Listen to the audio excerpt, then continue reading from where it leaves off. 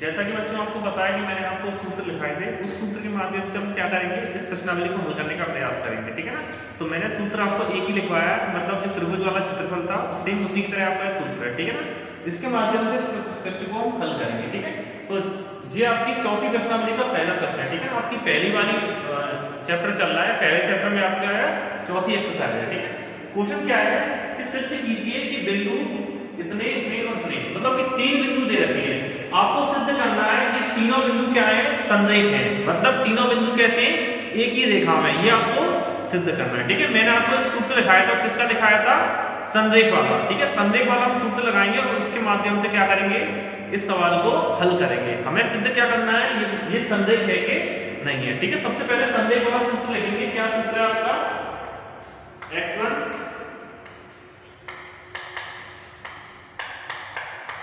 Plus x2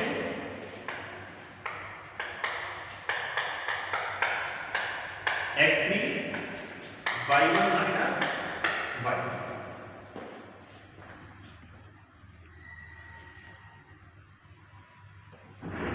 ये हमारा क्या है, सूत्र है। ठीक है। इस सूत्र को हम इस सवाल में अप्लाई करेंगे। ठीक है।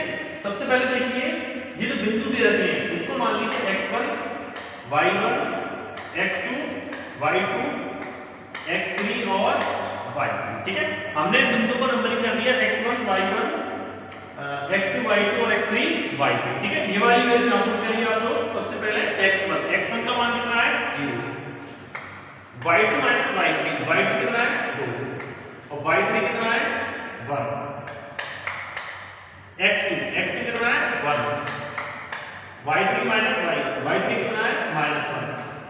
y1 कितना है, -1। x3 कितना है आपका, -2। y1 माइनस y1 कितना है, 1। y2 कितना है, 2। ये कितना हो जाएगा पूरा, 0। और ये 1 और 1 2। तो ये कितना है, 2। 1 में से 2 है तो 2, 1। ठीक है। इसी हल करिए, ये कितना हो जाएगा, -2 और प्लस,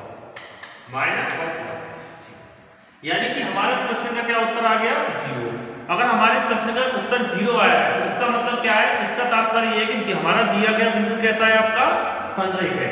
तो इस सवाल में आपको क्या सिद्ध करना था, मगर आपको आंसर क्या लेके आना है, आंसर आपको 0 लेके आना था। अगर आपका आंसर 0 आ रहा है तो इसका मतलब है कि ये सवाल सिद्ध हो गया है, यानी कि ये बिंदु कैसे हैं, आपके संरेख है। ठीक है ना।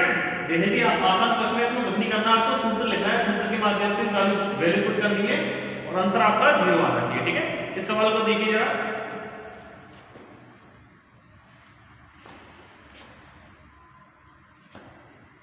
ठीक है। अब इसी के आधार पर हम इस प्रश्नावली के कुछ अन्य सवालों को हल करेंगे। ठीक है ना।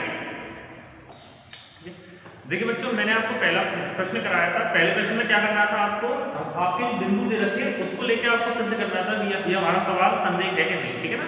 अब दूसरे वाले प्रश्न में क्या दे रखा है आपको, दूसरा वाला प्रश्न कह रहा है कि x के किस मान के लिए संरेख है। मतलब अब इस सवाल में आपको यह सिद्ध नहीं करना कि दिए गए बिंदु संरेख है कि नहीं। बिंदु तो संरेख है, मगर x के किस मान के लिए, मतलब आपको x का मान ज्ञात करना है इसमें। ठीक है।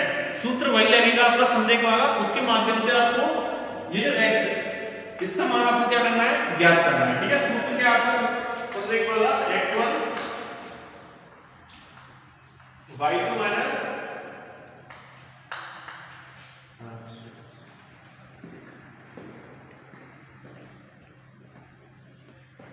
y2 minus y2 plus x2, y3 minus y1 plus x3 y1 minus y1 बराबर 0। ठीक है। अब आपको क्या करना है, ये वाली वैल्यू यहाँ पुट करिए। देखिए क्या करें यहाँ पे, x1 y1 x2 y2 x3 और y2। ठीक है। 3 बिंदु देखें, इनकी वैल्यू यहाँ पर पुट करिए। ठीक है। सबसे पहले x1 का मान कितना है आपका, 1। y2 माइनस y2 का मान कितना है, -2।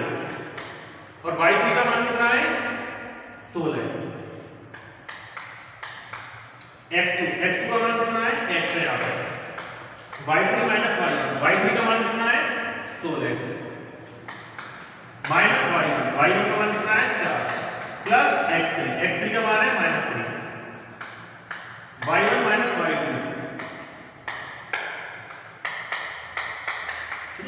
सभी वैल्यू को चेक करिए जरा, सही सही पुट हुई है नहीं यहाँ पे।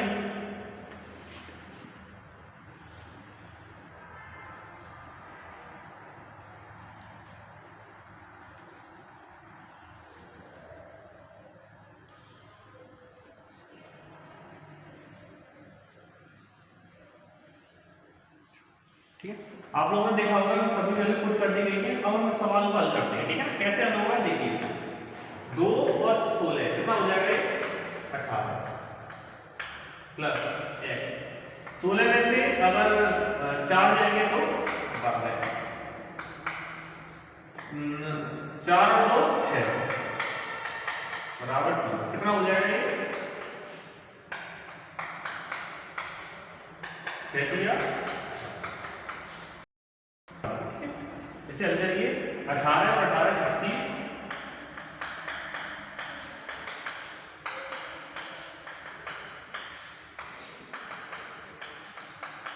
ठीक है 36/2। अगर इसको 12 से विभाजित करो कितनी बार जाएगा आपका ये, 3 बार। x का मान, तो यानी कि इस सवाल से x का मान कितना प्राप्त हुआ, तो x का मान कितना आया बेटा, x बराबर 3। तो मतलब हमारे इस प्रश्न का क्या उत्तर हो गया, 3। मतलब 3 के लिए क्या होगा, ये बिंदु कैसा होगा, संरेख होगा, ठीक है। देखिए अब बच्चों हमने क्या किया, 2 प्रश्नों को हल किया हमने, ठीक है। मतलब पहला प्रश्न क्या था, दूसरे से थोड़ा अलग था, ठीक है ना। अब हम क्या करेंगे, तीसरे वाले प्रश्न को हल करेंगे, जो कि क्या है, उन 2 प्रश्न से थोड़ा सा अलग है, ठीक है। इस प्रश्न में क्या कहना चाह रहा है कि x तथा y में संबंध स्थापित कीजिए यदि बिंदु कितने हैं, ये आपके। मतलब हमें क्या करना है कि x और y में क्या करना है, संबंध स्थापित करना है, ठीक है ना। सूत्र आपका वही लगेगा, ठीक है, संरेख वाला जो मैंने लिखाया आपको, उसी के माध्यम से आपको x और y में क्या करना है, आपको संबंध स्थापित करना है। मगर बिंदु कैसे हैं आपके, सभी संरेखी है। संरेखी है तो मतलब इनका मान क्या है सबका, 0। मतलब सूत्र में क्या लगा देंगे हम इसमें, 0। तो क्या सूत्र है आपका, x1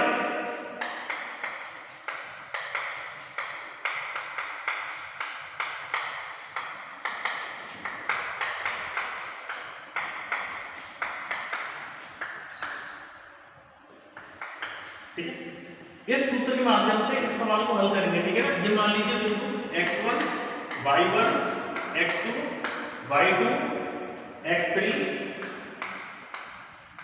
और y3, ठीक है, ये वाले, ठीक है। अब क्या करना है आपको, इन बिंदुओं को यहां रखो। सबसे पहले देखिए x1 का मान कितना है, x, y2 minus y3 y2 कितना है, 2, और y3 कितना है आपका, 0, x2 कितना है आपका, 1, y3 माइनस y3 कितना है, 0, और y1 कितना है, y, x3 कितना है, 7, y1 माइनस y1 कितना है, y2 कितना है, 2, ठीक है। आप लोग चेक करिए वैल्यू सही को डिलीट की हुई है, एक बार देखिए जरा इनको।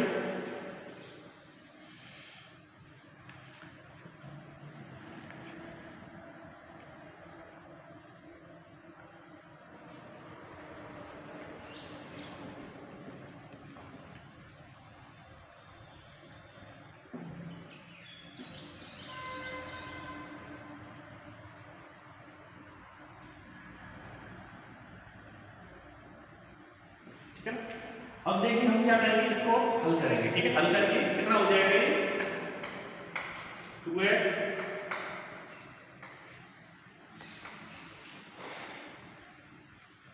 1 का मान 0 हो जाएगा, 1 का मान से करेंगे तो ये कितना हो जाएगा,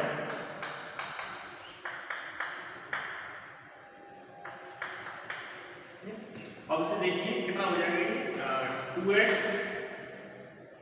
और ये आपका 2x 7y माइनस 7,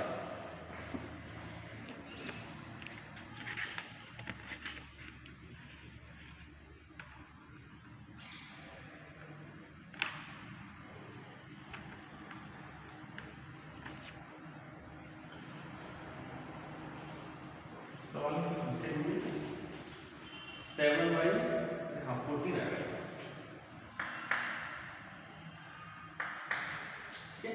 तो देखिए बच्चों, आप लोग क्या कर सकते हो, इस सवाल को चाहे तो यहाँ छोड़ सकते हो। अगर आप इसको आगे अगर हल करना चाहते हो, अगर आप इसे और थोड़ा सिंप्लीफाई करना चाहते हो, तो दो यहाँ से कॉमन कर लीजिए।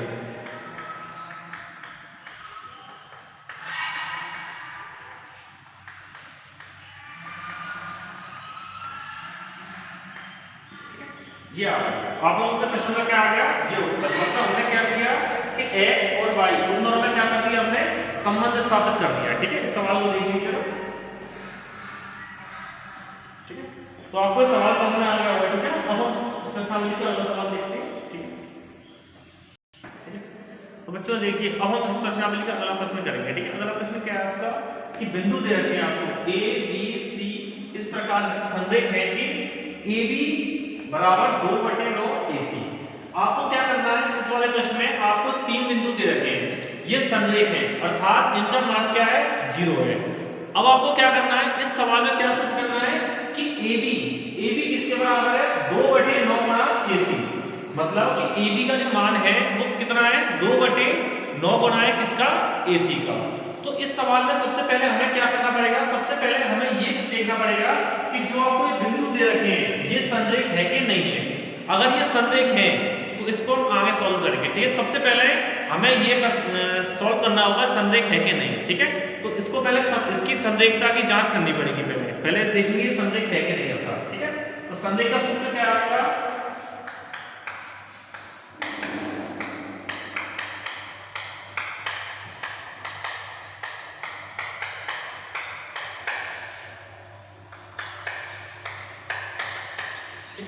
इस वाले सूत्र को याद रखिए। सबसे पहले बिंदु मान लीजिए आप x1 y1 x2 y2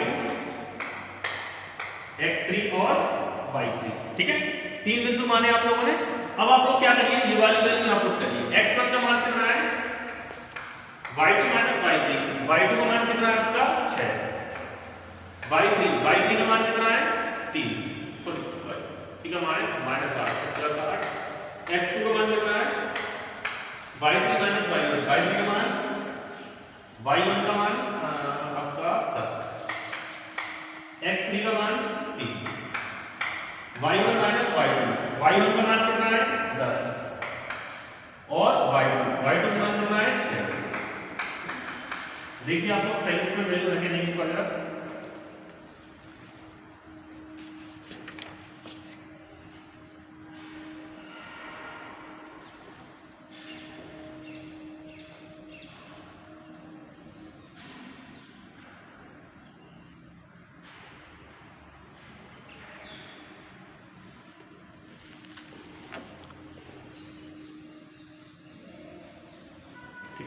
तो आप लोगों ने देखा सभी वैल्यू हमने इसमें पुट कर दी है। ठीक है, अब इसको हल करेंगे। कैसा होगा ये, 6 बटे 14 8 बटे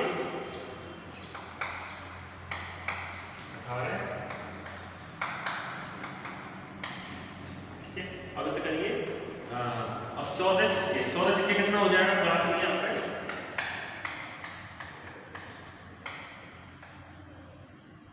84 प्लस 18 चौके कितना हो जाएगा 72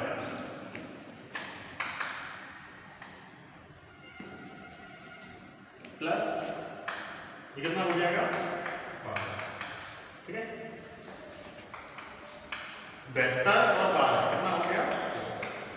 ठीक है, अगर 84 में से हम 84 घटाएं, अगर हम क्या करें, इस 84 में से अगर 84 को घटा देते हैं तो कितना आएगा हमारा 0।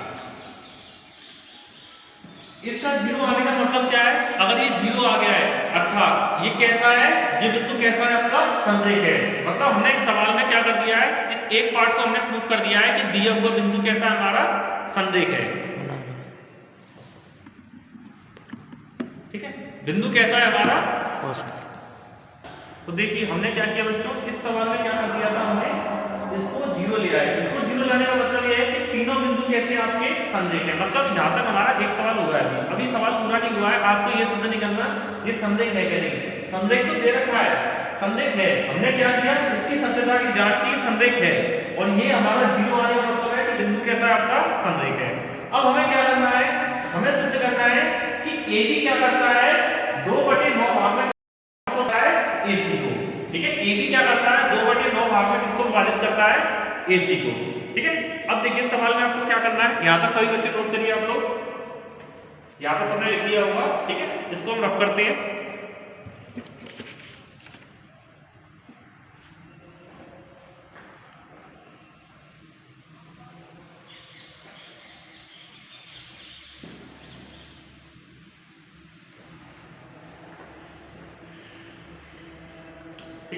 देखिए देखो बच्चों, आपको इस सवाल में 3 बिंदु दे रखे हैं, A, B और C। जैसा कि आपको A बिंदु दे रखा है, इसके निर्देशांक है, B बिंदु दे रखा है और C, ठीक है। इस सवाल में क्या कर रखे हैं, आपको 3 बिंदु दे रखे हैं A, B, C।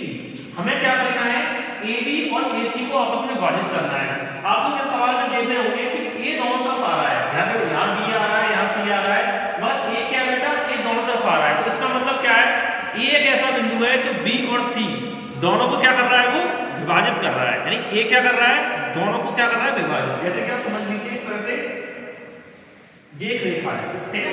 इसमें क्या है, ये A बिंदु है, ठीक है, इसको B बिंदु मान लीजिए, और ये क्या है, C बिंदु। इसका मतलब है कि AB और AC ये दोनों क्या आपस में विभाजित हो रही है।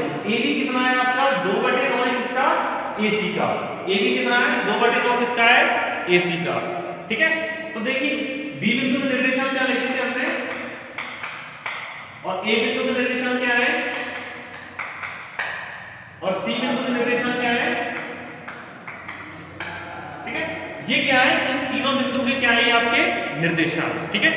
तो मैंने आपको सूत्र पढ़ाया था कि दिए हुए रेखा को अनुपात में विभाजित करना, यानी कि दूसरी प्रश्नावली कराई थी, तो दूसरी प्रश्नावली में मैंने आपको सूत्र दिखाया था विभाजित करने वाले बिंदु, तो वही वाला सूत्र लगेगा। आपको क्या करना है, इन रेखाओं को आपस में क्या करना है, क्या करना है आपको, विभाजित करना है, ठीक है। क्या करना है आपको, विभाजित, यानी कि x